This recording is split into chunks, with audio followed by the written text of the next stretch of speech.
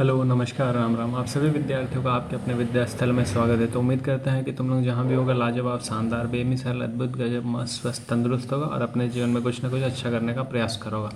तो जो आज का वीडियो उसमें हम लोग एनसीईआरटी फिजिक्स जो है अपना क्लास 11th एनसीईआरटी फिजिक्स का एग्जाम्पल न्यूमेरिकल देखेंगे। चैप्टर कौन सा हो जाएगा? चैप्टर नंबर 4 हो जाएगा। चैप्टर 4 कहने का मतलब लॉज ऑफ मोशन के बारे में। तो पिछला हम लोग जो भी था एनसीईआरटी का एक्सरसाइज न्यूमेरिकल देखे थे चैप्टर 3 का। अब हम लोग को शुरू करना है चैप्टर 4 का एग्जाम्पल न्यूमेरिकल्स। तो कोशिश करेंगे कि एक ही वीडियो में सारा एग्जाम्पल न्यूमेरिकल कंप्लीट कर दें। तो शुरू करते हैं। जो पहला क्वेश्चन है इसमें पास, तो जो पहला क्वेश्चन ये कह रहा है कि बुक है मेरे पास, हम पढ़ लेते हैं।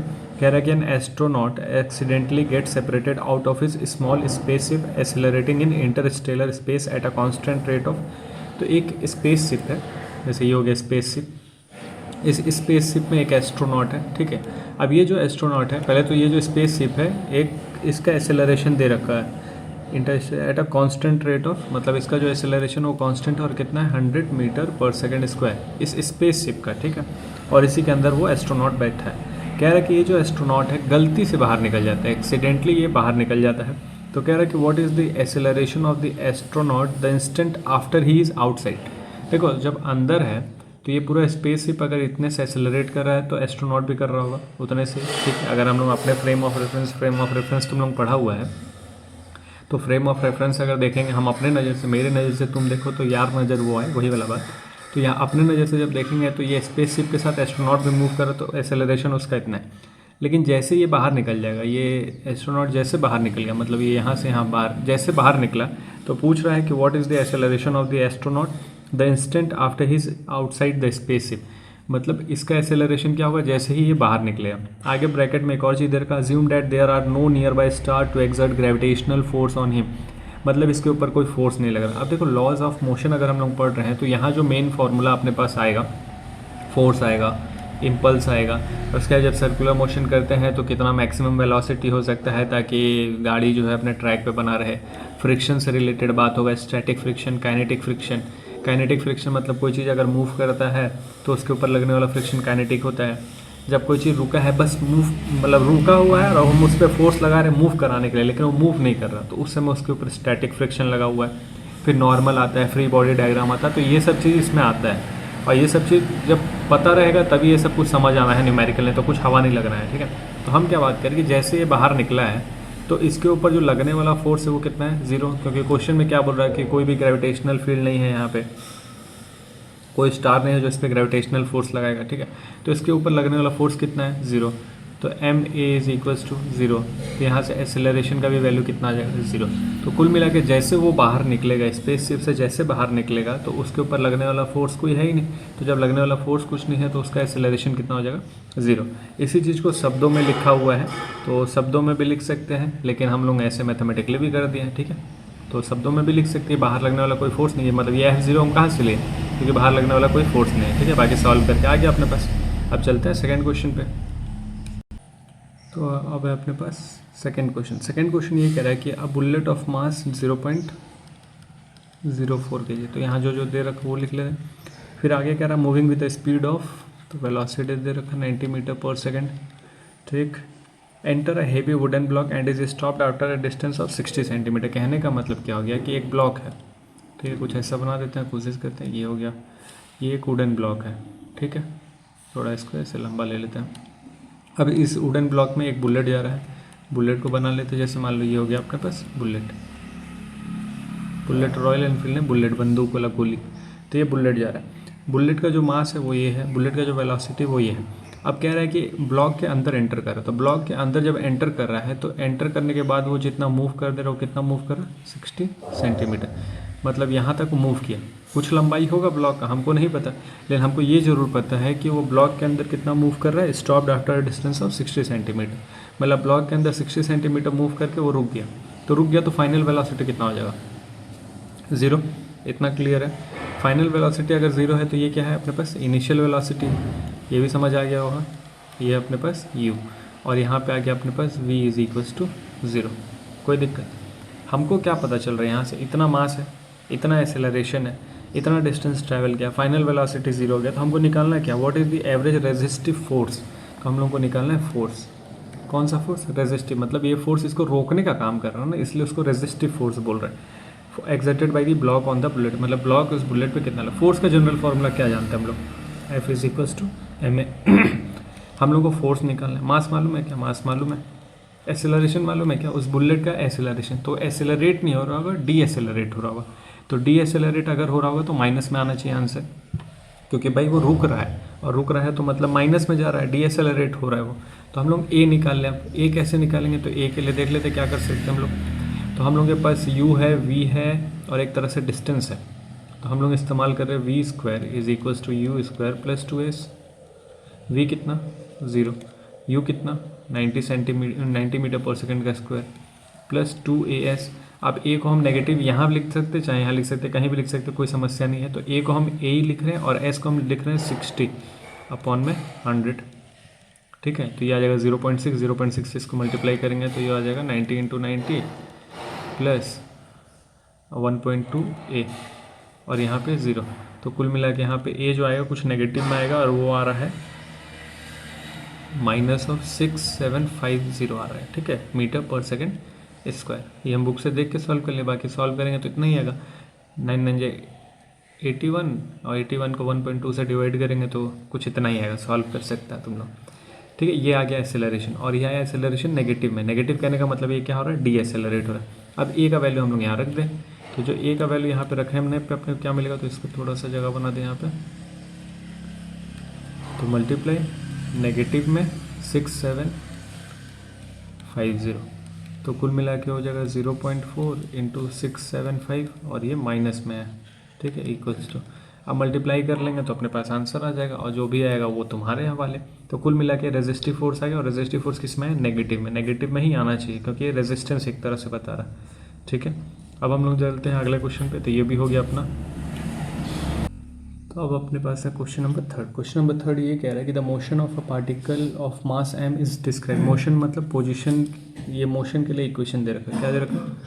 ut plus half GT²।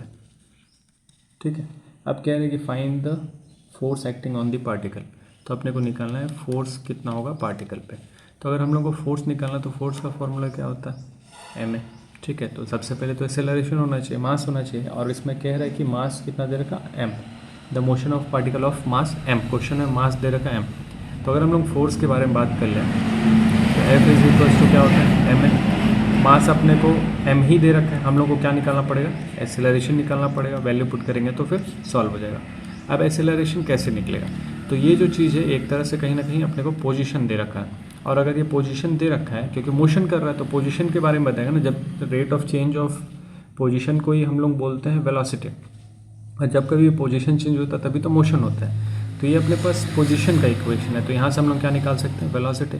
Velocity के लिए क्या करना पड़ेगा? dy/dt, और इसके लिए अब हमको क्या मिलेगा? dy/dt, तो मतलब y कर देंगे हम लोग ut प्लस हाफ GT²। अब इसको हम लोग सॉल्व करेंगे तो क्या मिलेगा? डायरेक्ट हम सॉल्व कर देते हैं। ठीक है, रेस्पेक्ट में करेंगे तो यहाँ u आएगा। अब इतना तो मालूम होना चाहिए, जैसे u यहाँ पे कांस्टेंट, u बाहर, और t का डिफ्रेंसिएशन 1 आ जाएगा, तो कुल मिला के u है, प्लस हाफ कांस्टेंट बाहर आ गया, g कांस्टेंट बाहर आ गया, बचा t² का करेंगे तो वहाँ पे मिलेगा 2t, तो 2 से 2 खत्म हो गया। तो कुल मिला के जो अपने पास बच रहा है वो u प्लस GT बच रहा है। और ये क्या है अपने पास? वेलोसिटी है। ये वेलोसिटी है, लेकिन हम लोग को चाहिए एसेलरेशन। ये तो वेलोसिटी आ गया, अब हम लोग क्या निकालेंगे? एसेलरेशन। एसेलरेशन का क्या फॉर्मूला है? dv/dt, मतलब यहाँ पे डिफ्रेंसिएशन करना वेलोसिटी का, हम डायरेक्ट करके यहाँ पे लिख दे रहे हैं a का वैल्यू। तो ये कांस्टेंट है, ये 0 आ जाएगा। g कांस्टेंट t के रेस्पेक्ट में कर रहे हैं तो g बाहर आएगा, तो कुल मिला के a के जगह पे क्या आ रहा है? केवल g आ रहा है, तो a के जगह पे हम यहाँ पे क्या लिख देंगे? g। तो कुल मिला के जो फोर्स आ जाएगा इस केस में वो कितना आ जाएगा? mg। उम्मीद करते समझ आएगा, कुछ बहुत टफ नहीं। अब देखो पिछला चीज़ रिलेट होता हुआ चल रहा है, हम लोग को डिफ्रेंसिएशन वगैरह या वेलोसिटी एक्सेलरेशन का फॉर्मूला होगा तब हम लोग फोर्स निकाल पाएंगे। तो उम्मीद करते हैं ये भी समझ आएगा। अब हम लोग चलते हैं अगले। तो अब है अपने पास क्वेश्चन नंबर 4। क्वेश्चन नंबर 4 ये कह रहा है कि a batsman hits back a ball straight in the direction of bowler without changing its initial speed. तो मतलब एक बॉल आ रहा था बैट्समैन की तरफ, थोड़ा सिचुएशन को देख लिया जाए, कुछ ऐसा बना देते हैं, लाइन ले लेते हैं। ठीक है, तो ये हो गया, मान लो ये बैट्समैन अपने पास और ये बॉल आ रहा था। ठीक है, बॉल के लिए भी कुछ इधर है अपने पास, ये है वाइट कलर ले लेते हैं, ये हो गया बॉल। अच्छा, तो ये हो गया बॉल, ठीक है। अब क्या हो रहा था, बॉल बैट्समैन की तरफ जा रहा था, कुछ स्पीड से जा रहा था। वो कुछ स्पीड क्या था, तो यू हम बोलते हैं इनिशियल स्पीड, कितने स्पीड से जा रहा था, क्वेश्चन में दे रखा 12 मीटर पर सेकेंड। ये बैट्समैन अपना, ठीक है, दीवार की तरह खड़ा है। तो कह रहा है कि batsman hits back a ball straight in the direction of a bowler without changing its initial speed, ये the mass of the ball is इतना, ठीक है। इनिशियल स्पीड दे दिया इतना, और ये बॉल गया है बैट्समैन के पास। अब बैट्समैन उसको उसी डायरेक्शन में हिट कर दिया, मतलब ये बॉल उसी डायरेक्शन में गया है, और फिर जो बैट्समैन उसको हिट किया है, बैट्समैन ने उसको उसी डायरेक्शन में हिट कर दिया, मतलब बॉल उसी पाथ को फॉलो करते गया, वापस उसी पाथ पे आया है। अब कह रहा है कि जो मास दे रखा है बॉल का, मास है अपने पास 0.15 kg, ठीक है, इतना दे दिया। आगे कह रहा है कि determine the impulse imparted to the ball, और कह रहा है ब्रैकेट में लिखा linear motion of the ball. Linear मतलब वही एक लाइन में, मतलब जिस लाइन में बॉल गया है उसी लाइन में वापस आया है, जिस तरीके से बॉलर बॉल किया है उसी डायरेक्शन में, मतलब बॉलर की तरफ ही बैट्समैन उसको मारा भी है। तो जब कभी भी इम्पल्स आ जाएगा, तो इम्पल्स के लिए अपने पास दो फार्मूला होता है, लेकिन फिलहाल अपने को हम लोग ज़्यादातर रिलेट करेंगे इम्पल्स को। वैसे तो फोर्स इनटू टाइम होता है, लेकिन हम लोग यहाँ पे ज़्यादातर इसको रिलेट करना चाहेंगे चेंज ऑफ मोमेंटम से। तो इम्पल्स का जो फार्मूला होता है वो होता है change of momentum, change of momentum, rate नहीं, चेंज ऑफ मोमेंटम होता है। चेंज ऑफ मोमेंटम कहने का मतलब हो गया momentum final minus momentum initial हो गया। मोमेंटम का फार्मूला क्या होता है, तो मोमेंटम का formula product of mass into velocity, ये होता है मोमेंटम का फार्मूला। तो अगर हम लोग के पास मोमेंटम हम लोग निकाल लेंगे फाइनल मोमेंटम क्या है, तो मोमेंटम का फार्मूला क्या है, मास इनटू वेलोसिटी, और ये इनिशियल के लिए mass into velocity, initial velocity final velocity, यहाँ से हम मास कॉमन ले सकते हैं, वेलोसिटी माइनस वेलोसिटी हो गया। अब यहाँ से मास है अपने पास 0.15 kg। अब देखो फाइनल वेलोसिटी, फाइनल इधर आ रहा था क्या, बॉल इधर आ रहा था, और इधर आने का मतलब नेगेटिव एक्स एक्सिस में हो जाएगा। मान लो अगर हम लोग एक्सिस बना ले, यही है अपने पास एक्सिस, और ये सेंटर मान ले, बॉल इस तरफ आ रहा, तो नेगेटिव डायरेक्शन में मोशन कर रहा है क्या, तो जो फाइनल वेलोसिटी है वो है अपने पास -12, ठीक। इनिशियल वेलोसिटी बॉल इस तरफ जा रहा, मतलब पॉजिटिव एक्स एक्सिस में जा रहा, तो यहाँ पे जो u होगा वो प्लस का 12 होगा। तो कुल मिला के अब जो अपने को पास मिल रहा है 0.15 इंटू माइनस का 24, और उसके बाद जो आंसर आ जाएगा, आप इसको हम लोग सॉल्व करके जो आंसर निकालेंगे, तो आंसर कितना आ जाएगा, तो 15 4 जा 60, 06 कैरी, 15 2 जा 30, तो 36 मतलब 3.6 आ रहा है। लेकिन कैसे आ रहा है, नेगेटिव में आ रहा है। नेगेटिव का मतलब क्या है कि डायरेक्शन उसका क्या है, नेगेटिव एक्स एक्सिस की तरफ है, ठीक है। तो ये जो इम्पल्स है अपने पास कितना गया, 3.6 न्यूटन पर सेकेंड। अब न्यूटन पर सेकेंड मतलब फोर्स इंटू न्यूटन पर सेकेंड, फोर्स इंटू टाइम, मतलब न्यूटन इसका और सेकेंड इसका, तो यूनिट क्या हो जाएगा, न्यूटन सेकेंड, ठीक है। उम्मीद करते हैं ये भी समझ जाएगा, कुछ बहुत हार्ड नहीं है। लेकिन तुम लोग एनसीईआरटी में देखेगा तो एनसीईआरटी में जो आंसर आया है वो प्लस में है, तो इससे कोई फ़र्क नहीं पड़ना। हम पहले ही बताया है कि फिजिक्स में प्लस माइनस का कोई बहुत बड़ा रोल नहीं है, केवल डायरेक्शन बताता है। तो प्रैक्टिकली अभी हम लोग सॉल्व करके देखें तो भाई फाइनल तो बॉल अपना नेगेटिव एक्स एक्सिस में जा रहा था, तो नेगेटिव एक्स एक्सिस में जा रहा था, तो इसलिए हमारा आंसर किस में आ रहा है, नेगेटिव में। बाकी जो मैग्नीट्यूड है वो तो सेम है, कोई दिक्कत नहीं है। तो उम्मीद करते हैं आया होगा, पहुँचा होगा तुम लोग तक। बाकी चलते हैं अगले क्वेश्चन पर। क्वेश्चन है क्वेश्चन नंबर 5। क्वेश्चन नंबर 5 भी कहीं ना कहीं इम्पल्स से रिलेट करता हुआ है, और यहाँ पे एक डायग्राम है। पहले तो क्वेश्चन पढ़ लें। कह रहा है कि 2 identical billiard balls strike a rigid wall, तो एक वॉल्स मतलब एक दीवार से एक बॉल टकरा रहा है, ठीक है। तो इसको दो अलग अलग सिचुएशन में हम लोग बनाते हैं। सबसे पहले जो ए नंबर फिगर है उसको बना के उसको डिस्कस कर लेते हैं, फिर बी फिगर को डिस्कस कर लेंगे, फिर उसके बाद जो करना हो कर लेंगे आगे। तो सबसे पहले अपने पास एक दीवार है। अभी जो हम लोग बैट्समैन वाला सिचुएशन कहते हैं वही, उससे ज़्यादा कुछ नहीं है, दीवार हो गया। अब इस दीवार से क्या हो रहा है, एक बॉल जाकर टकरा रहा है। कौन सा, बिलियर्ड्स बॉल है ये, तो एक बॉल जाकर टकरा रहा है इस पर, ठीक है। अब ये बॉल जब जाकर टकरा रहा है दीवार से, तो उसी डायरेक्शन में वापस लौट आ रहा है। ये भी फिगर में दे रखा है, और किस स्पीड से आ रहा है वो देख लेंगे, दिया है कि नहीं स्पीड वगैरह। ये हो गया उसका डायरेक्शन, तो बॉल इसी डायरेक्शन में जा। अब हम इस पर थोड़ा सा बताते किस डायरेक्शन में जा रहा है। तो बॉल ऐसे गया है और इसी रास्ते पे टकरा के वापस आ गया। और ये क्या अपने पास, ये दीवार है अपने पास, ठीक है, रिजिड वॉल है अपने पास, ये बॉल है। तो पहला फिगर तो ये है, और कह रहा है कि जो वेलोसिटी है वो दोनों सेम है, मतलब ये यू वेलोसिटी से गया है, और जो फाइनल रिटर्न क्या है वो भी यू वेलोसिटी से रिटर्न आया है। पहला सिचुएशन, पहला फिगर ये है। तो क्वेश्चन ये कह रहा है कि and gate reflected without any change in speed, ठीक है, फिगर 5, ठीक है। तो पहला कह रहा है what is the direction of the force on the wall due to each ball, मतलब दोनों फिगर में, ए फिगर बी फिगर में बॉल के द्वारा वॉल पे दीवार पे कितना फोर्स लग रहा है ये अपने को निकालना है। तो जब कभी भी हम लोग देखेंगे ऐसा सिचुएशन आएगा तो यहाँ पे इम्पल्स के बारे में बात होने लगेगा। इम्पल्स होता है क्या है कि इम्पल्स होता है कि जब कभी भी फोर्स लगाया जाता है बहुत थोड़े समय के लिए तो उसको हम लोग इम्पल्स बोलते हैं। मतलब जैसे क्रिकेट खेला जा रहा है, बॉल को दीवार में मारा जा रहा है, फुटबॉल खेला जा रहा है, तो उस समय इम्पल्स इम्पार्ट होता है। इम्पल्स कैसे हो गया, जैसे अगर हम लोग फोर्स लगाएं बहुत छोटे समय के लिए लेकिन उसका इम्पैक्ट बड़ा है। जैसे क्रिकेट में बॉल को मारा जा रहा है तो बॉल और बैट का कनेक्शन का जो टाइम होता है बहुत छोटा होता है, लेकिन जो इम्पैक्ट होता है, सिक्स जा रहा है, बाउंड्री जा रहा है, ये सब जो होता है इम्पैक्ट बहुत बड़ा होता है। वैसे फुटबॉल को अगर हम लोग किक कर रहे हैं तो जो कॉन्टैक्ट टाइम है पैर का और फुटबॉल का बहुत कम है, लेकिन बॉल बहुत दूर तक जा रहा है, इम्पल्स हो गया। बॉल को अगर हम दीवार में मार रहे हैं तो कॉन्टैक्ट टाइम जो है दीवार का और बॉल का बहुत कम है, लेकिन रिटर्न हमारे पास बहुत तेज़ी से आ रहा है, तो ये हो गया इम्पल्स। ये सब एग्जाम्पल है इम्पल्स का। तो यहाँ पे भी अगर हम लोग कोशिश करेंगे तो इसको इम्पल्स से ही सॉल्व करेंगे, क्योंकि बॉल गया है यू स्पीड से, टकरा के वापस आया है यू स्पीड से, तो जो इम्पल्स होगा वो हम लोग निकालेंगे। ठीक है, और उसी इम्पल्स की मदद से हम लोग फोर्स के बारे में बता देंगे कौन किस पे कितना कैसे फोर्स लगा रहा होगा।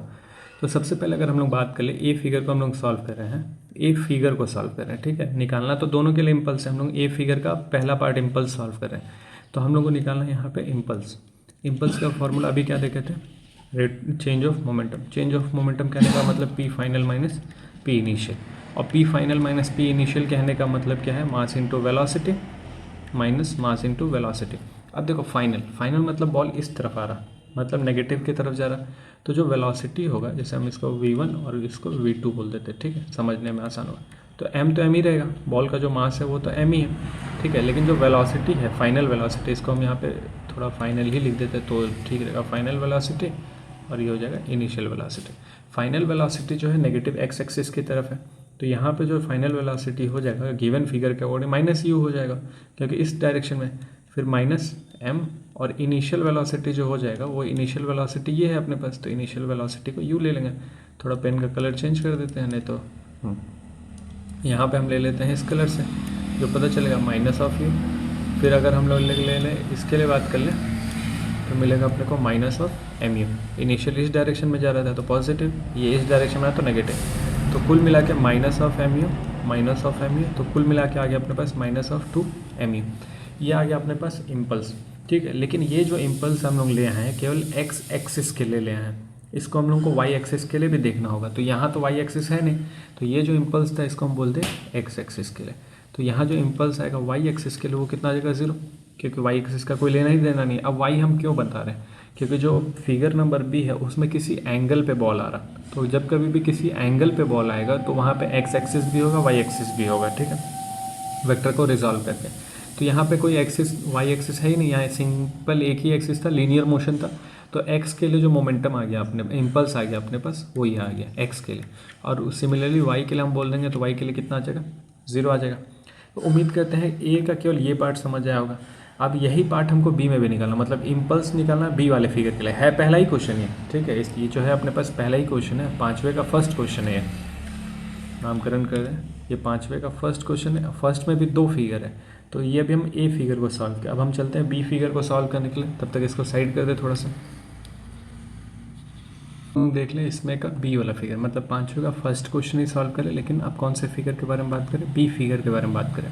तो बी फिगर में ये कह रहा है कि जो बॉल है उसी वॉल से टकरा रहा है, लेकिन कौन सा एंगल पे, 30 डिग्री पे आ रहा है, और रिटर्न भी जा रहा है कितने एंगल पे, 30 डिग्री पे।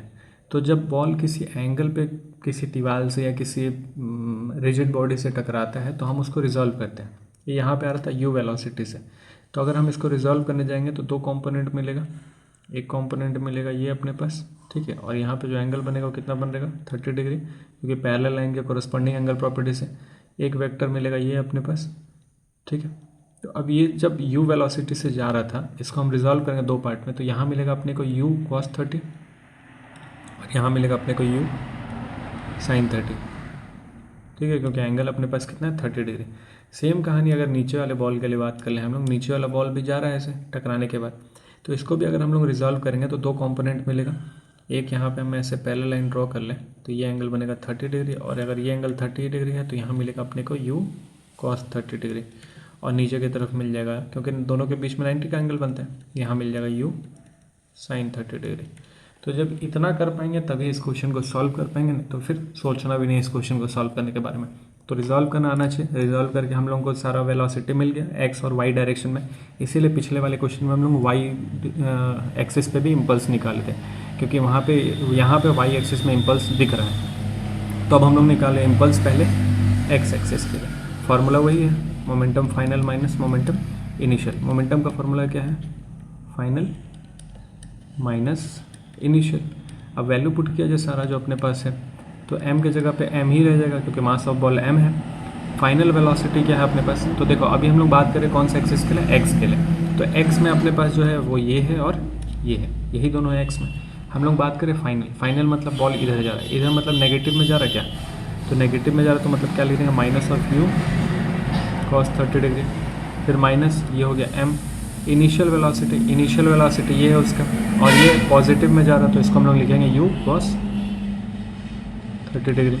अब इस पूरे को अगर हम लोग सॉल्व कर लेंगे तो माइनस ऑफ mu cos 30, फिर minus of mu cos 30, minus minus plus हो जाएगा, तो ये आ जाएगा minus of 2mu cos 30। cos 30 का वैल्यू रख के आगे सॉल्व करना तो वो भी कर सकते हैं, यहाँ पे भी छोड़ सकते हैं, कोई दिक्कत नहीं है। तो ये जो आया अपने पास इम्पल्स आया एक्स एक्सिस के लिए, और बुक में हाँ चलो इतना ही आया है ठीक है।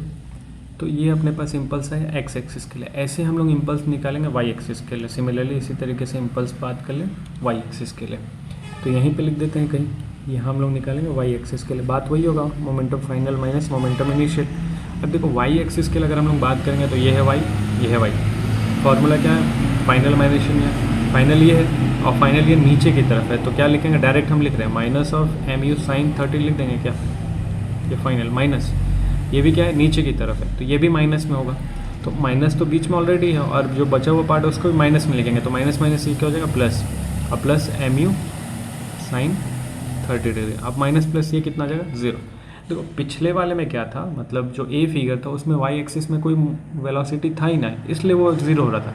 लेकिन यहाँ पे वाई एक्सिस में वेलोसिटी है, लेकिन जब हम इसको सॉल्व कर रहे हैं तब ये ज़ीरो आ रहा है। तो यहाँ पे जो इम्पल्स आया है एक्स एक्सिस के लिए, मतलब बी फिगर के लिए, वो आया है mu cos 30 माइनस में, और जो वाई एक्सिस के लिए इम्पल्स आया है वो आया अपने पास ज़ीरो।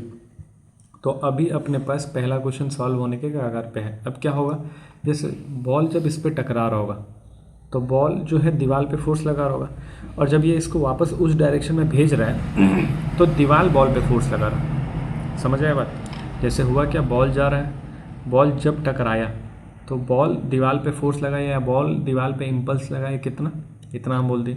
और जब बॉल वापस जा रहा होगा, वापस कहने का मतलब दीवार से टकराने के बाद, तो उस पर जो इम्पल्स लग रहा होगा नेगेटिव का लग रहा होगा, इतना। समझ आ रहा कहानी। तो ये अपने से क्वेश्चन में यही पूछा है कि the direction of force on the wall due to each ball, मतलब दीवार पे फोर्स बताना है बॉल के द्वारा। तो दीवार पे जो फोर्स लगेगा बॉल के द्वारा क्या हो जाएगा, पॉजिटिव। तो दीवार पे जो फोर्स लगेगा बॉल के द्वारा क्या हो जाएगा, पॉजिटिव, एक्स एक्सिस में लग जाएगा। दोनों केस में वही लग जाएगा, दीवार के द्वारा। लेकिन अगर बोला जाएगा कि भाई अपना जो वॉल है वो बॉल पे कितना फोर्स, किस डायरेक्शन में फोर्स लगा, तो नेगेटिव एक्स एक्सिस में। बस डायरेक्शन देख के बात करना, सॉल्व करने वाली बात होगी तो सॉल्व हम कर ही दिए, उसके बाद का कहानी लिख लेना दो चार लाइन। अब इसी में जो बी नंबर मतलब सेकेंड पार्ट है उसको देख लीजिए, 5 का सेकेंड पार्ट कह रहा है कि the ratio of magnitude of impulse imparted to the balls by the wall. हम लोग को रेशियो निकालना है मैग्नीट्यूड ऑफ इम्पल्स का। तो रेशियो, तो इसको फिगर को बस साफ कर देते हैं, बाकी यहीं पे रेशियो निकाल देते हैं। तो रेशियो निकालना इम्पल्स का, तो हम लोग जब रेशियो निकालेंगे इम्पल्स का तो देखा जाए बी पार्ट यहाँ ही कर दे रहे हैं, ये अपने पास सेकेंड क्वेश्चन। सेकेंड में को निकालना अपने को रेशियो इम्पल्स का, तो ये रेशियो निकालेंगे आई एक्स और आई एक्स। तो ये है अपने पास ए फिगर के लिए, ये है अपने पास बी फिगर के लिए। तो अगर ए फिगर के लिए आई एक्स बात करेंगे तो आ रहा था माइनस ऑफ 2mu, ठीक है। बी फिगर के लिए बात कर लेंगे तो आ जाएगा minus of 2mu cos theta. अब दोनों के लिए बात करेंगे तो 1 में cos 30। तो ये अपने पास रेशियो आ गया, और cos 30 का वैल्यू पुट करके अपने पास आंसर निकलेगा। तो कुल मिला के आ जाएगा अपने पास जो वैल्यू अगर डेसिमल में वो आ जाएगा 1.2 के बराबर आसपास में। तो रेशियो पूछा है तो रेशियो तो निकल गया सिंपल। अब मान लो वाई के लिए निकालने जाएंगे तो वाई के लिए रेशियो कितना आ जाएगा, 0, क्योंकि वाई का जो इम्पल्स था दोनों मतलब ए में भी बी में भी कितना था, 0। तो उसके लिए रेशियो कितना आ जाएगा, 0। तो बी पार्ट, इसमें सेकेंड पार्ट कुछ था नहीं, जो था फर्स्ट पार्ट में था, मज़ेदार। तो उम्मीद करते हैं समझ आएगा। बाकी हम लोग चलते हैं अगले क्वेश्चन पे, नहाएंगे नहीं क्या, बात कर ले क्वेश्चन नंबर 6 के बाद में। क्वेश्चन नंबर 6 में एक फिगर दिया हुआ है, फिगर कुछ मतलब FBD के साथ दिया हुआ है। FBD करने का मतलब हो गया फ्री बॉडी डायग्राम, ठीक है। तो ये कुछ ऐसा रोप है 1 मीटर का, फिर वो रोप इस तरीके से गया है और यहाँ पे कुछ ब्लॉक लटका गया। लेकिन इस रोप का डायरेक्शन कैसे चेंज हुआ, तो यहाँ पे एक फोर्स लगाया जा रहा है जो फिगर में बनाया हुआ है, ठीक है। इस डायरेक्शन में एक फोर्स लगा, नहीं तो सीधा जाता 2 मीटर तक वो रोप सीधा रहता भाई। रोप ऐसे थोड़ी होता है, ये 1 मीटर का रोप है, ये 1 मीटर का रोप है और इसको किसी एंगल से खींचा जा रहा है। यहाँ पे थीटा एंगल दिया हुआ है। तो ये सब कहानी दिया हुआ है। और यहाँ पे जो ब्लॉक है, ब्लॉक के पास जो नाम दिया है वो W नामकरण किया हुआ है और इस यहाँ जो नामकरण है वो P नामकरण है, ठीक है। और भी कुछ दे रखा अपने को, तो और भी फिगर में दे रखा। देखो मतलब इस टाइप के क्वेश्चन में फ्री बॉडी डायग्राम अगर आता है तो फिर इस टाइप का क्वेश्चन बहुत आसानी से सॉल्व हो जाएगा। अब इसी चीज़ को 2 पार्ट में तोड़ा हुआ है। तो सबसे पहले W के लिए बनाया हुआ, मतलब ये जो ब्लॉक है अपने पास उसके लिए फ्री बॉडी डायग्राम बनाया है। तो वो बनाया है कि नीचे की तरफ कितना है अपने पास 60 न्यूटन का, और ऊपर की तरफ क्या है अपने पास, तो ऊपर की तरफ है T2, मतलब टेंशन, थ्रेड में लगता है टेंशन, तो ऊपर की तरफ है T2। तो फ्री बॉडी डायग्राम देखो हम यहाँ क्या देखेंगे, यहाँ यहीं पे इसी का फ्री बॉडी डायग्राम है वो W का। तो यहाँ पे ब्लॉक ना ऊपर जा रहा है ना नीचे जा रहा है, तो ना ऊपर जा रहा है ना नीचे जा रहा है। तो कहने का मतलब जो T2 का वैल्यू वो किसके बराबर है 60 न्यूटन के, ठीक है। तो ये वाला क्लियर हो गया। अब ये वाला जो पॉइंट है उसका भी फ्री बॉडी डायग्राम बना हुआ है। तो ऐसा एक रोप आया है जिसको T1 बोल रहा है, यहाँ पे 50 न्यूटन का फोर्स लगा रहा है और यहाँ पे अपने पास वो T2 लग रहा है। तो ये हो गया T2, यहाँ पे है अपने पास T1 और ये जो एंगल बना रहा है वो कितना एंगल बना रहा है थीटा। ये कुछ सिचुएशन दे रखा और यहाँ पे कितने का फोर्स लग रहा है 50 न्यूटन का। तो जब कभी भी एंगल आ जाएगा तो हमको उसको रिजॉल्व करना होगा। तो रिजॉल्व करेंगे तो 2 पार्टी मिलेगा अपने पास, एक कॉस थीटा मिलेगा, एक साइन थीटा मिलेगा। तो रिजॉल्व कर लें तो थीटा के डायरेक्शन में जो मिलेगा वो मिलेगा अपने को कॉस थीटा, तो इसको लिख देते हैं T2 कॉस थीटा। और इससे परपेंडिकुलर ये मिलेगा अपने को T1 ना, T1 है ये, T1 को रिजॉल्व करें ना हम लोग, तो T1 कॉस थीटा, यहाँ मिलेगा T1 साइन थीटा, ठीक है। अब यहाँ से मतलब इस फ्री बॉडी जैसे देखो करना क्या है, लिखना पड़ेगा स्टेटमेंट वाइज। हम डायरेक्ट सॉल्व करें कि अपने पास जो पहला फ्री बॉडी डायग्राम है उससे अपने को मिल जाएगा T2 = 60 न्यूटन। जो दूसरा फ्री बॉडी डायग्राम है उसको हम लोग बनाएंगे, रिजॉल्व करेंगे, उसके बाद लिखेंगे कि जो यहाँ पे T1 कॉस थीटा है वो किसके बराबर होगा T2 के बराबर होगा, और जो T1 साइन थीटा है वो बराबर होगा 50 न्यूटन के, ठीक है। और अपने पास T2 का वैल्यू कितना है 60 न्यूटन, तो यहाँ पे वैल्यू पुट कर दिया जाए। तो कुल मिला के अब यहाँ से हम लिखना चाहते तो लिख देंगे T1 cos थीटा = 60 न्यूटन, ठीक है 60 न्यूटन। और यहाँ पे T1 sin थीटा = 50 न्यूटन। हमको पूछा है कि थीटा कितना होगा ना, ये what is the angle the rope make with the vertical in equilibrium. तो व्हाट इज़ द एंगल पूछा तो हम लोग ज़्यादातर क्या निकालते हैं tan थीटा निकालते हैं। तो यहाँ पे भी हम लोग क्या निकालेंगे tan थीटा निकालेंगे। tan थीटा का रेशियो क्या होता है sin थीटा अपन cos थीटा।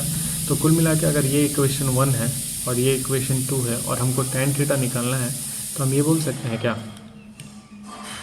sin थीटा अपन cos थीटा, मतलब सेकंड डिवाइडेड बाई फर्स्ट। मतलब अब हम यहाँ पे सॉल्व कर रहे हैं, यहाँ पे सॉल्व कर रहे हैं, तो second divided by first. Second कहने का मतलब है T1 sin थीटा 50 न्यूटन, तो T1 sin theta 50 Newton upon में T1 cos थीटा 60 न्यूटन। अब इसको सॉल्व करेंगे, T1 से T1 कैंसिल, tan थीटा = 5/6 और थीटा = tan इनवर्स 5/6। तो यही अपने को निकालना था कि कितना एंगल बना रहा होगा। तो एंगल क्या है, हम क्या निकालते tan थीटा। tan थीटा कैसे निकाले, तो फ्री बॉडी डायग्राम बनाए, जो जो मिला उसको सॉल्व करके tan थीटा निकाल लिए। तो कुछ था नहीं, लेकिन इस टाइप के क्वेश्चन के लिए फ्री बॉडी डायग्राम आना चाहिए। तो अब हम लोग चलते हैं अगले क्वेश्चन पे। उम्मीद करते हैं ये पहुँचा होगा तुम लोग तक। नंबर 7, क्वेश्चन नंबर 7 ये कह रहा है कि determine the maximum acceleration of the train. मतलब एक ट्रेन है, वो मान लो ट्रेन का बाद क्या ट्रक आ गया इधर, तो मान लो ये ट्रेन का एक कोच है। इस ट्रेन के कोच पे एक बॉक्स रखा गया है कि मैं समझता हूँ train which a box lying on it's floor, तो एक बॉक्स इस पर रखा गया है, ठीक है। Will remain on it's floor, will remain. अब देखो कह रहा है कि ट्रेन का वो एक्सेलरेशन बताओ, मैक्सिमम एक्सेलरेशन, ताकि ये जो बॉक्स रखा गया है ट्रेन के फ्लोर पे वो स्टेशनरी रहे, मूव नहीं कराना इसको। जैसे होगा क्या ना कि जब ये ट्रेन एक्सेलरेट करेगा तो हो सकता है एक ऐसा सिचुएशन आएगा कि वो जो बॉक्स है मूव करने लगे, लेकिन उस सिचुएशन आने से पहले इस पर जो फ्रिक्शन लग रहा होगा, क्योंकि इसको रोक के कौन रखा है, फ्रिक्शन रोक के रखा है। फ्रिक्शन जो लग रहा होगा इस पर, जैसे मोशन तो हो सकता है आगे डायरेक्शन में हो, ये जो बॉक्स है देखो सिंपल हम लोग बात कर लें। अगर हम लोग बैठे हुए हैं, गाड़ी एक्सेलरेट करता है तो हम लोग पीछे की तरफ जाते हैं, तो पीछे की तरफ जाते हैं तो फ्रिक्शन आगे की तरफ लगता है। ठीक है, मतलब भाई फ्रिक्शन का काम क्या है? मोशन को अपोज करना, मतलब मोशन को रोकना चाहता है। तो इस सिचुएशन में हम जो मान रहे हैं, इस सिचुएशन में मान रहे हैं, ये समझना, मान रहे हैं, कह नहीं रहे हम, ये मान रहे हैं कि बॉक्स इधर मूव करता, फ्रिक्शन तब इधर लगेगा। लेकिन फिर से वही लॉजिक हम बता दें कि अगर कोई चीज़ आगे की तरफ एक्सेलरेट करता है तो जो बॉडी है वो पीछे की तरफ जाता है, और अगर बॉडी पीछे की तरफ जा रहा है तो जो फ्रिक्शन फोर्स है वो आगे की तरफ लगेगा। थोड़ा कन्फ्यूज़न हो रहा है, जब पढ़ा होगा तुम लोगों को तो बताया गया होगा ऐसे।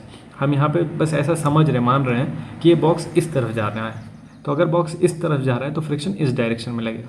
लेकिन हम लोग ये भी जानते हैं कि जो फोर्स ऑफ फ्रिक्शन लगता है वो दो तरीके का लगता है, स्टैटिक और काइनेटिक, और एक रोलिंग भी होता है। तो रोलिंग तो दूसरा चीज़ हो गया। यहाँ पे हम लोग बात करें तो स्टैटिक फ्रिक्शन क्या होता है कि वो बॉडी को रोक के रखता है, मतलब वो एक मैक्सिमम फ्रिक्शन है जो बॉडी को मूव नहीं करने देता। लेकिन जैसे बॉडी मूव होने लगता है तो वो स्टैटिक किस में चेंज हो जाता है? काइनेटिक में।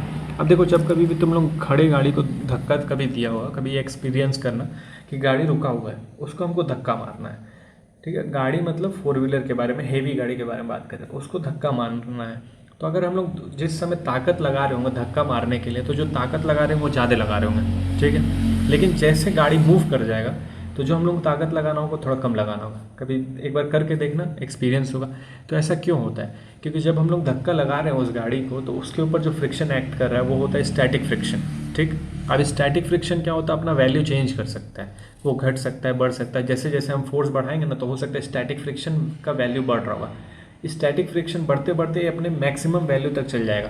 लेकिन जैसे मैक्सिमम वैल्यू तक पहुंचा और हम भी अपना फोर्स मैक्सिमम लगाए हैं और थोड़ा सा भी ज़्यादा हम अपना फोर्स लगा देंगे, उस स्टैटिक फ्रिक्शन का जो मैक्सिमम वैल्यू उसको पार कर जाएगा, तो वो फ्रिक्शन काइनेटिक में चेंज हो जाएगा।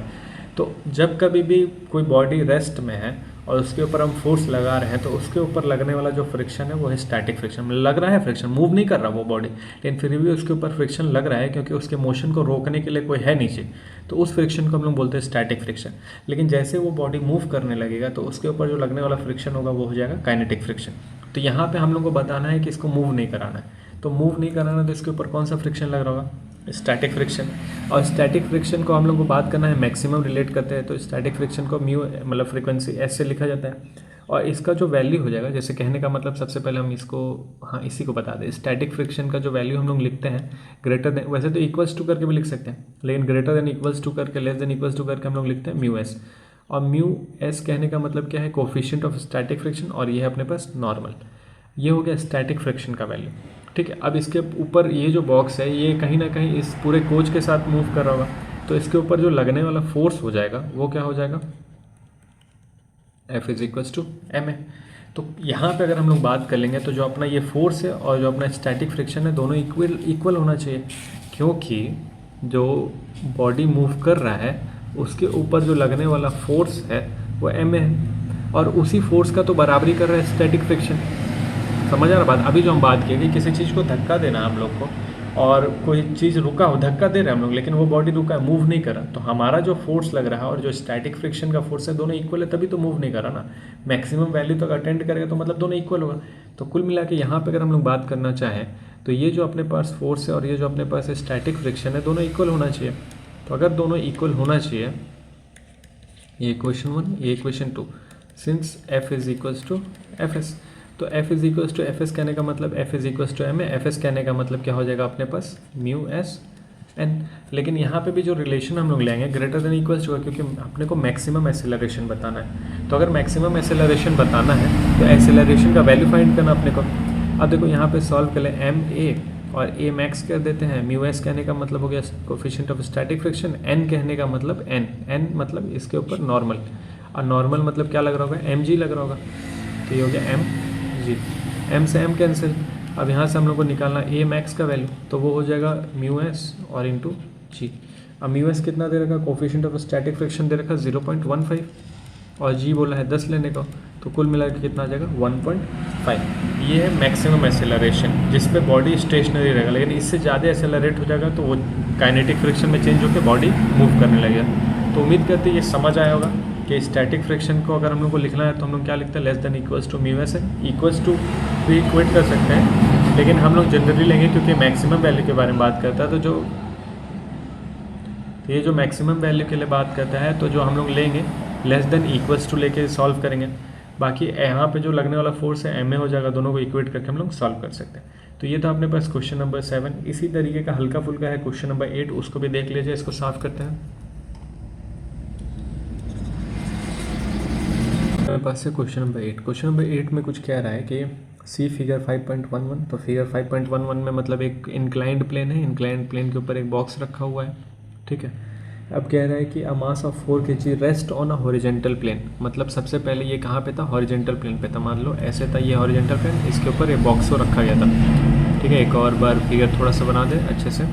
जैसे मान लो ये हो गया अपने पास हॉरिजेंटल प्लेन, हॉरिजेंटल प्लेन पे एक बॉक्स को रखा गया है, ठीक है। तो ये बॉक्स हो गया अपने पास। बॉक्स का कलर थोड़ा सा चेंज कर देते हैं, जैसे पता चलेगा। बॉक्स का कलर पिंक कलर में ले लेते हैं, pink lips, pink lips, pink lips. तो ये हो गया हॉरिजेंटल प्लेन जिसके ऊपर एक बॉक्स को रखा गया है। कह रहा है कि जो बॉक्स का मास है वो है 4 kg। ये अपने पास 4 kg का बॉक्स है ये। अब कह रहा है कि the plane is gradually inclined until an at an angle of theta is equals to 15 degree. तो कुल मिला के बात क्या है, जैसे मान लो ये प्लेन है अपने पास, यहाँ पे ऐसे बॉक्स को मतलब ये हो गया ग्राउंड, अरे यार ये ग्राउंड हो गया, इसके ऊपर बॉक्स को रखा है, उम्मीद कर रहा दिख रहा हो। अब उसके बाद इस प्लेन को उठाया जा रहा है, ये जो प्लेन था उसको उठा रहे हैं और कितना एंगल तक लेके जा रहे हैं, theta is equals to 15 degree तक। तो कुल मिला के पहला सिचुएशन ये था, इसको उठा के ऐसे कर दिए हैं और यहाँ पे जो थीटा बना दिए वो कितने का बना दिए हैं, theta is equals to 15 degree. तो बॉक्स कुछ ऐसा हो जाएगा, मतलब बॉक्स का सिचुएशन कुछ ऐसा हो जाएगा। बॉक्स अभी भी 4 kg का ही है, पहले भी 4 kg का था, लेकिन अब एंगल हो गया। तो अब कह रहा है कि with horizontal the mass just begin to slide. मतलब अब वो जैसे इसको हम लोग उठाए हैं 15 डिग्री पे लेके गए हैं, तो जो बॉक्स था अब स्लाइड करना शुरू कर रहा है, मतलब जस्ट स्लाइड करना शुरू कर रहा है। तो जैसे अभी थोड़ी देर पहले हम लोग बात किए कि जैसे जैसे इसको हम उठा रहे होंगे, तो ऐसे जरूरी तो नहीं कि जैसे उठाएंगे वैसे ही स्लाइड कर गया होगा, धीरे धीरे हम ऊपर लेके गए होंगे। तो हम ऊपर लेके जब इसको जा रहे हैं, तो जो इसको रोकने का काम कर रहा है, उस बॉक्स को रोकने का काम कर रहा है, वो है स्टैटिक फ्रिक्शन। लेकिन जैसे उस स्टैटिक फ्रिक्शन का वैल्यू पार हो गया होगा, मतलब उस स्टैटिक फ्रिक्शन को अगेंस्ट में कुछ काम कर रहा होगा, ये इंक्लाइन प्लेन हम उठा रहे हैं तो फोर्स उसके ऊपर काम कर रहा होगा बॉक्स के ऊपर। तो ये फोर्स जैसे उस स्टैटिक फ्रिक्शन का वैल्यू पार किया होगा तो ये बॉक्स मोशन में शुरू हो गया होगा, ठीक है। तो यहाँ पे हम लोग को बोला है कि what is the coefficient of static friction between the block and the surface. तो हम लोग को निकालना है म्यू, और किसका म्यू निकाला, म्यू एस निकाला, क्योंकि बोला है coefficient of static friction between the block and the inclined plane, ये जो प्लेन है उसके बीच में। तो सबसे पहले हम लोग FBD, वैसे तो फिगर में FBD बना हुआ है, FBD का निकालोगे फ्री बॉडी डायग्राम। तो फ्री बॉडी डायग्राम आना चाहिए, तभी चीज़ों को आसानी से सॉल्व कर पाएंगे। ये चल क्यों नहीं रहा यार, ऐसे दे भी रखा है। तो यहाँ पे लगने वाला चीज़ क्या है, n, क्योंकि n जो है सीधा वर्टिकली ऊपर लगता है, मतलब परपेंडिकुलर टू द प्लेन, ये हो गया n। और इसी के साथ mg कुछ एंगल पे लग रहा होगा, ये है अपने पास mg। लेकिन अगर कुछ एंगल पे लग रहा है, वो एंगल को हम बना देते हैं यहाँ पे फिगर को आगे बढ़ा के। ये किस एंगल पे लग रहा होगा, थीटा एंगल पे लग रहा होगा, क्योंकि भाई हम लोग यहाँ पे कॉरस्पॉन्डिंग एंगल वाला प्रॉपर्टी यूज़ करेंगे। तो ये थीटा है तो ये भी थीटा ही हो जाएगा, ठीक है। अब ये थीटा है तो ये भी थीटा हो गया, ये थीटा लग रहा है तो इससे mg को हम लोग रिजॉल्व कर सकते हैं। mg को रिजॉल्व करेंगे तो इधर आ जाएगा अपने पास mg cos थीटा, और उसके परपेंडिकुलर आ जाएगा अपने पास इधर mg sin थीटा। तो यहाँ रिजॉल्व करना आना चाहिए, और इसको रोकने का काम कौन करेगा, स्टैटिक फ्रिक्शन। तो ये अपने पास फ्री बॉडी डायग्राम हो गया, ये बनाना आना भी चाहिए, और वैसे फिगर में दे भी रखा है। अब यहाँ से हम लोग देख लेंगे अपने पास क्या क्या मिल सकता है। तो मिलने को तो सबसे पहले मिल गया अपने को n is equals to mg cos theta, ठीक। और दूसरा मिल गया अपने को fs is equals to mg sin theta, fs is equals to mg sin theta. ये दो चीज़ अपने पास मिल गया। और fs कहने का मतलब क्या है, fs को हम लोग लिख सकते हैं क्या, म्यू एस n लिखा है इसका। थीटा का वैल्यू भी अपने को मालूम है, थीटा कितना है, 15 डिग्री है। अब हम लोग इन सारी चीज़ों के लिए क्या कर ले, इन सारे सिचुएशन को हम लोग इक्वेशन 1 और इक्वेशन 2 में बांट देते हैं, इक्वेशन 1 और इक्वेशन 2 में बांट देते हैं। अब हम लोग थोड़ा सा इसको साफ कर देते हैं, फ्री बॉडी डायग्राम क्लियर हो गया, इसको साफ कर देते हैं। दोनों इक्वेशन में हम लोग क्या कर ले, फर्स्ट नहीं सेकेंड डिवाइडेड बाई फर्स्ट कर लेते हैं। सेकेंड डिवाइडेड बाई फर्स्ट कहने का मतलब क्या, म्यू एस एन लिखेंगे, एफ एस को म्यू एस एन लिखेंगे, अपॉन में एन लिखेंगे, इधर लिखेंगे M G sine theta upon में एम जी कॉस थीटा। ये हो जाएगा tan theta, M G cancel, ये हो जाएगा म्यू कैंसिल, तो ये हो जाएगा म्यू एन कैंसिल, तो म्यू एस। तो म्यू एस का वैल्यू कितना है कुल मिला के tan थीटा, थीटा का वैल्यू कितना है 15 डिग्री। और जब हम लोग सॉल्व करेंगे तो इसका आंसर अपने पास निकल के आ जाएगा tan 15 का वैल्यू हो जाएगा 0.27। तो कोफिशिएंट ऑफ स्टैटिक फ्रिक्शन कितना आ गया 0.27। तो कुछ था नहीं इसमें भी, उम्मीद करते हैं समझ आया होगा। अपने को निकालना था कोफिशिएंट, तो कोफिशिएंट हम लोग निकाल लिए यहाँ से दोनों इक्वेशन, मतलब फ्री बॉडी डायग्राम का इस्तेमाल करके जो भी इक्वेशन बन रहा है सबका वैल्यू मतलब सबको यूज़ करके सॉल्व करना है, ठीक है। तो ये लोग सॉल्व करके आंसर निकालें। बाकी चलते हैं अगले क्वेश्चन पे। नंबर 9, क्वेश्चन नंबर 9 क्या कह रहा है, इसमें भी फिगर बना हुआ है, तो हम डायरेक्ट फ्री बॉडी डायग्राम से इक्वेशन बनाएंगे। तो कह रहा है कि what is the acceleration of the block and trolley system, block trolley system का एक्सेलरेशन बताना अपने को। If the coefficient of kinetic friction, तो देखो यहाँ मोशन कर रहा होगा, तब यहाँ पे क्या काइनेटिक फ्रिक्शन बोलते हैं, मतलब वो चीज़ मोशन कर रहा है, ठीक है। तो if the coefficient of kinetic friction between the trolley and the surface is इतना, what is the tension in the string, मतलब टेंशन भी निकालना है। तो देखो अगर हम लोग देखें फिगर को, तो यहाँ पे मोशन कर रहा है और वहाँ अगर काइनेटिक फ्रिक्शन लग रहा है, कहने का मतलब ये जो 20 kg का तुम लोगों के बुक में फिगर हुआ, जैसे हम यहाँ बना भी देते हैं यार, जैसे यहाँ पे 20 kg का ब्लॉक, ठीक है। फिर यहाँ पे अपने पास थ्रेड, ये थ्रेड गया है ऐसे घूम के। फिर है अपने पास एक दूसरा मास जो है अपने पास 3 kg का, थ्रेड एक ही है तो टेंशन एक ही लगना है, टेंशन में कोई कमी नहीं होगा, टेंशन तो वैसे भी बहुत है जीवन में। तो ये हो गया, यहाँ पे पुली है, ये कुछ फिगर है अपने पास। अब इसमें क्या क्या फोर्स है वो बात कर लें। तो टेंशन इधर लग रहा है क्योंकि अवे फ्रॉम बॉडी लगता है, टेंशन इधर लगेगा क्योंकि अवे फ्रॉम बॉडी लगता है। नीचे की तरफ यहाँ पे हो जाएगा mg, जो दे रखा अपने को 30 न्यूटन, क्योंकि 3 kg का ब्लॉक है, 10 का लग रहा होगा, तो ये अपने पास क्या हो गया 30 न्यूटन का। इसको बोल दिया है टेंशन, इस पॉइंट को बोला है W, इसको बोला है कैपिटल W। ये मोशन कर रहा है तो यहाँ पे क्या लग रहा है, काइनेटिक फ्रिक्शन लग रहा है, और ये है अपने पास 20 kg का है ये, ठीक है। तो अब देखो ये अपने को फिगर दे रखा, तो अब यहाँ पे हम लोग बना ले कि अपने पास क्या क्या है, अपने पास क्या क्या मतलब हम लोग को क्या क्या मिलेगा। तो यहाँ भी टेंशन मिलेगा, ये भी टेंशन है, यहाँ पे 30 न्यूटन हो गया, इसके ऊपर की तरफ फोर्स है। यहाँ पे एक अपने को n मिलेगा, n को अपोज करता हुआ mg मिलेगा, ठीक है।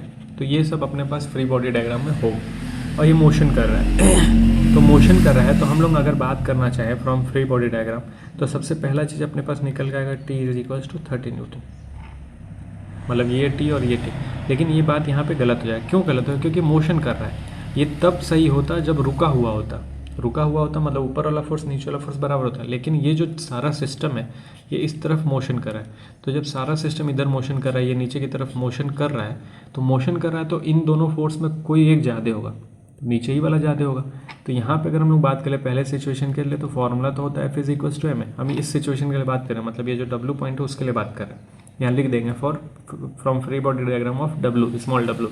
तो F is equals to m, लगने वाला फोर्स क्या क्या हो जाएगा उसके ऊपर, तो 30 न्यूटन का नीचे है, T ऊपर है, T रोकने का कोशिश कर रहा होगा लेकिन आगे बढ़ रहा, वो आगे बढ़ रहा है, मतलब 30 न्यूटन ज़्यादा है, तो 30 newton minus of T is equals to m, और साथ में ए कहने का मतलब हो गया एक्सेलरेशन, किसका, उस सिस्टम का एक्सेलरेशन। तो हो गया ये अपने पास एक सिचुएशन। तो यहाँ से T निकालना चाहें तो हम लोग को क्या मिल जाएगा 30 माइनस 3, समझ आया ये वाला चीज़। यहाँ पे ये पूरा बॉडी मूव कर रहा है नीचे की तरफ, तो दो फोर्स है, एक ऊपर T है नीचे 30 है, तो जीत कौन रहा, 30 वाला जीत रहा, तो 30 माइनस T कर दिए, क्योंकि भाई फोर्स ये कम कर रहा होगा ना उसको, और किससे मूव करा, तो m से मूव करा।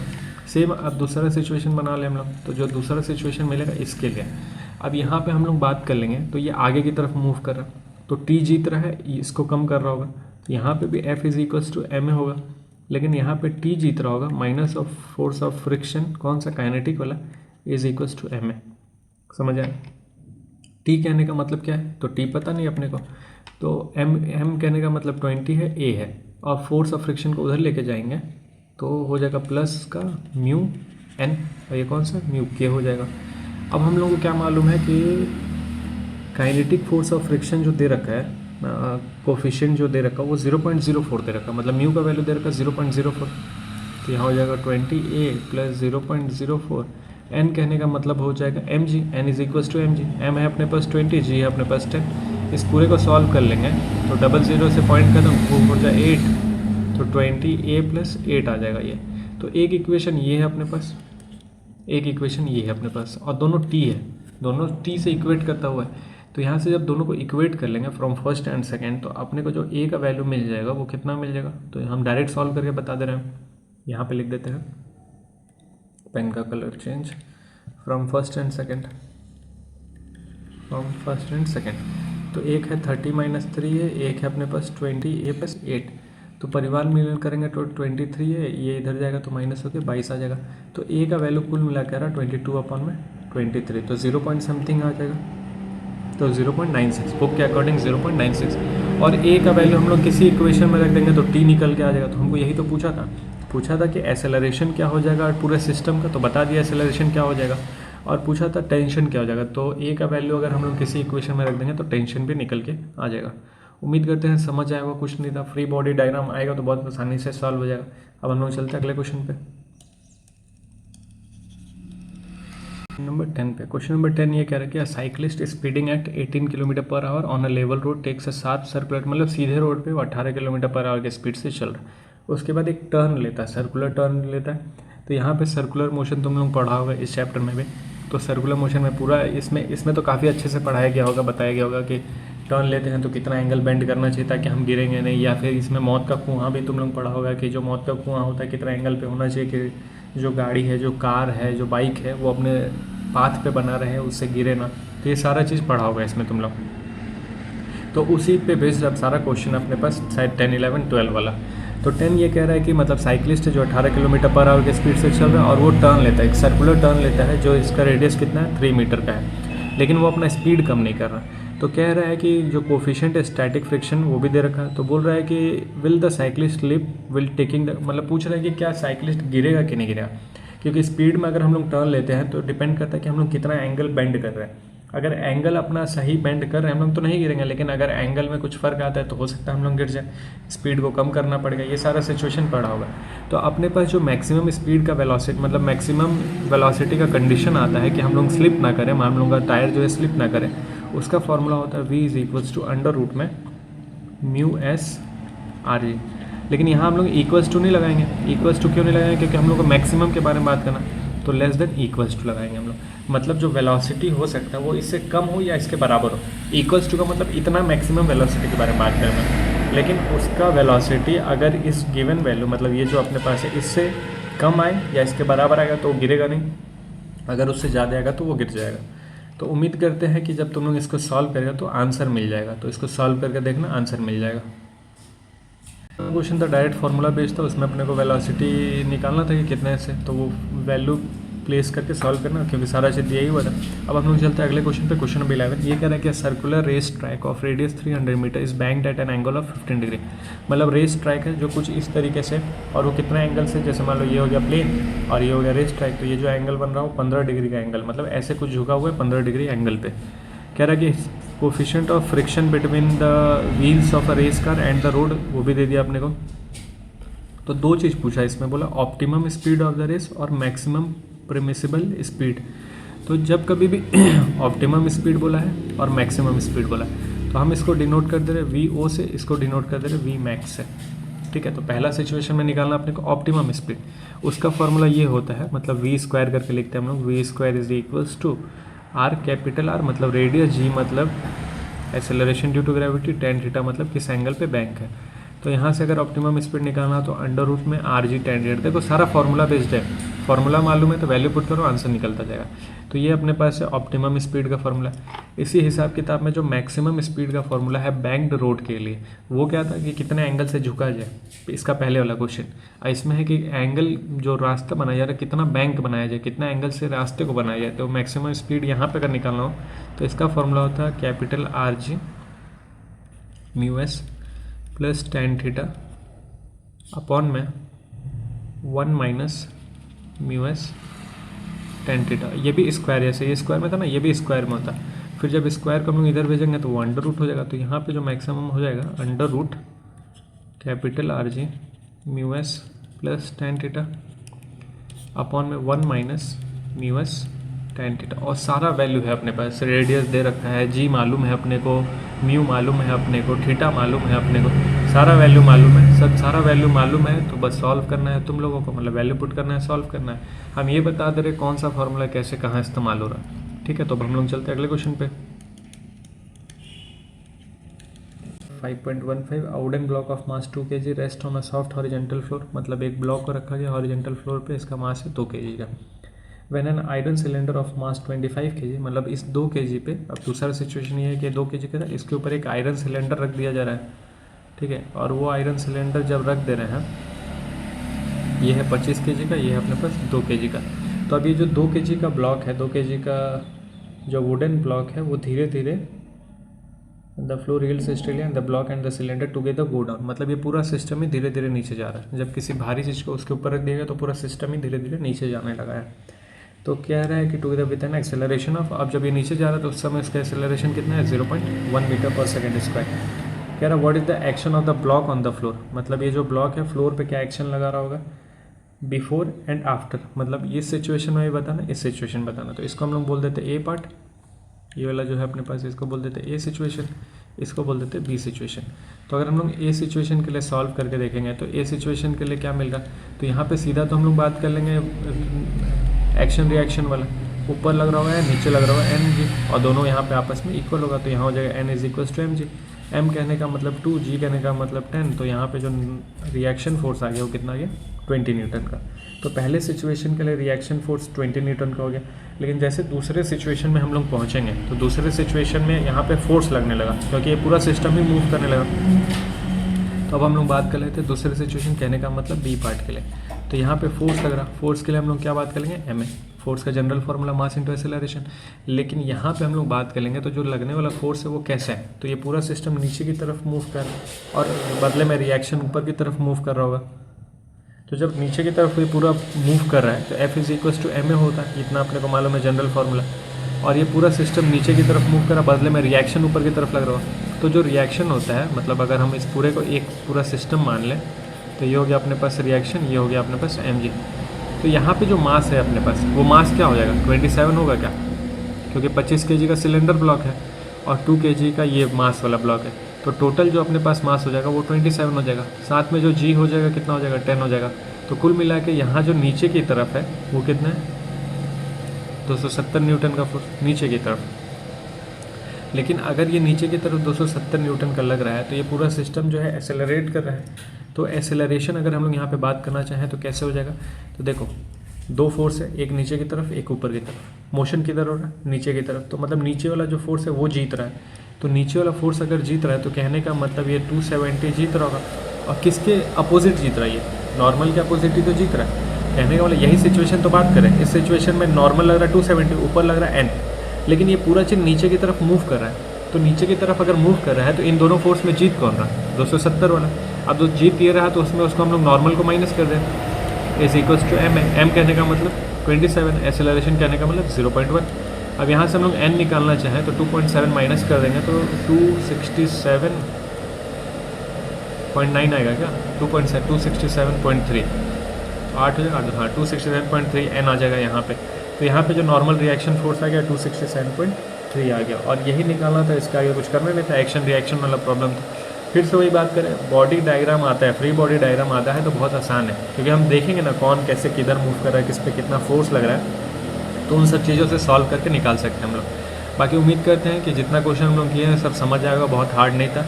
अब अगले वीडियो में हम लोग इसका एक्सरसाइज का क्वेश्चन देखेंगे। बाकी प्रैक्टिस खुद से भी करते रहना और कोशिश करना, कुछ ना कुछ समझ आएगा। बाकी हम लोग मिलते हैं फिर नेक्स्ट वीडियो में, तब तक के लिए राम राम।